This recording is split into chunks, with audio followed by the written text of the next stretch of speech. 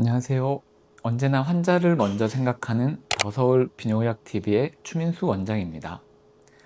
진료실에서 전립선 비대증 환자분들을 뵙다 보면 약물 치료에는 한계를 느끼시면서도 막상 수술을 권해드리면 굉장히 망설이시는 분들이 많습니다. 왜 그럴까요? 수술 자체가 무서운 것도 있지만 사실 진짜 이유는 수술 후유증에 대한 두려움 때문입니다.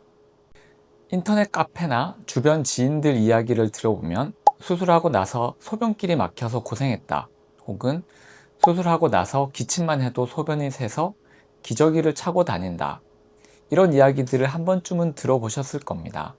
바로 요도협착과 일시적 요실금에 대한 이야기입니다. 이런 부작용들 피할 수는 없는 걸까요? 결론부터 말씀드리면 의학의 발전과 새로운 장비의 도입으로 이제는 이런 걱정을 획기적으로 덜어낼 수 있는 시대가 왔습니다. 얇은 수술 장비, 미니랩을 통해서 이 부작용을 어떻게 극복할 수 있는지를 아주 깊이 있게 그리고 알기 쉽게 설명해 드리겠습니다. 우선 전립선 비대증의 표준 치료인 홀랩 수술에 대해 잠깐 짚고 넘어가겠습니다. 홀랩 수술은 마치 귤에서 껍질만 남기고 비대해진 선종 조직을 통째로 도려내는 아주 훌륭한 수술법입니다. 비대가 진행하는 조직의 대부분을 제거하니 재발률이 극히 낮고 효과가 확실합니다. 하지만 이 완벽해 보이는 수술에도 물리적인 한계가 있었습니다. 바로 요도를 통해 들어가는 내시경 장비의 굵기입니다. 보통 26프렌치 밀리미터로 환산하면 직경이 약 8.7mm 정도 되는 다소 굵은 내시경을 사용하는데요.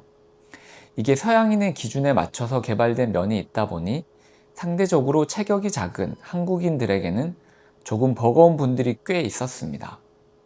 좁은 터널에 큰 트럭이 억지로 지나가면 터널벽이 긁히고 상하겠죠. 마찬가지로 약 8.7mm의 굵은 내시경이 요도를 통과하면서 요도 점막에 상처를 낼 위험이 있습니다. 이 상처가 아물면서 흉터가 지고 그 흉터 때문에 소변길이 좁아지는 현상, 이것이 바로 많은 분들이 두려워하시는 요도 협착입니다.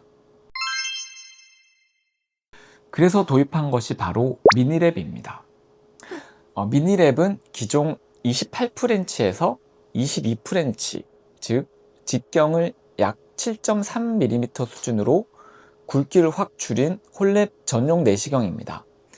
수치상으로는 1.4mm 정도의 작은 차이 같지만 원의 넓이와 부피로 계산해보면 기구가 차지하는 공간이 체감상 약 30% 정도 줄어드는 것과 같은 엄청난 차이입니다.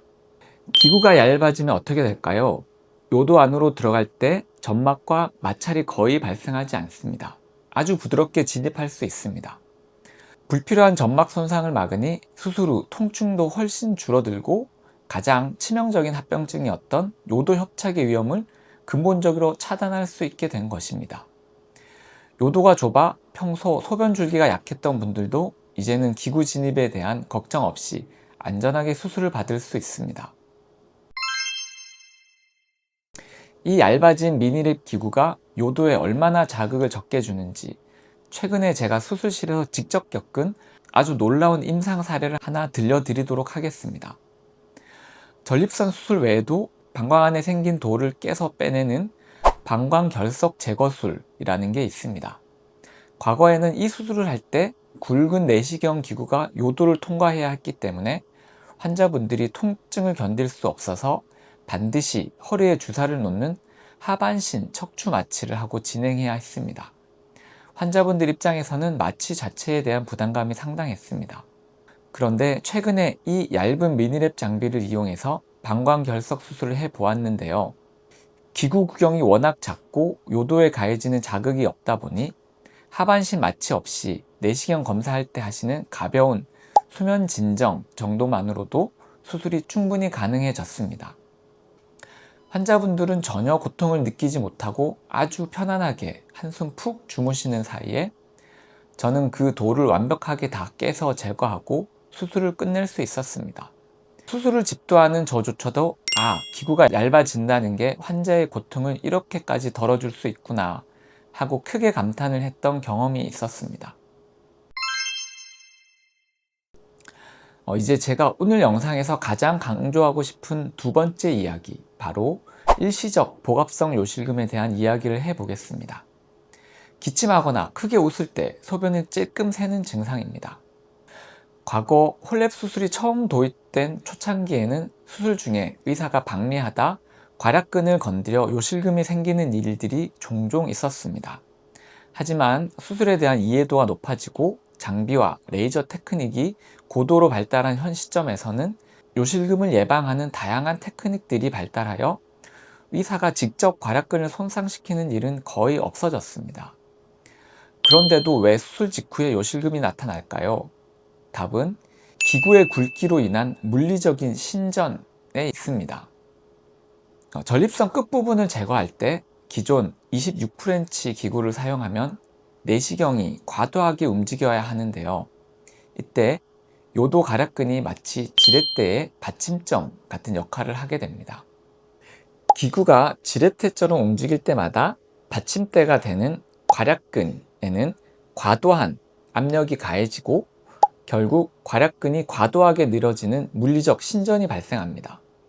수술 내내 이런 스트레스를 받으면 괄약근이 수술 직후 일시적으로 조이는 힘을 잠깐 잃게 되는 것입니다. 하지만 이 기구를 얇은 22프렌치 미니랩으로 바꾸면 좁은 공간에서도 기구가 훨씬 자유롭게 움직일 수 있어 괄약근에 가해지는 물리적인 압박을 최소화할 수 있습니다. 괄약근의 피로도가 줄어드니 일시적 요실금 발생을 확연히 낮출 수 있는 것입니다.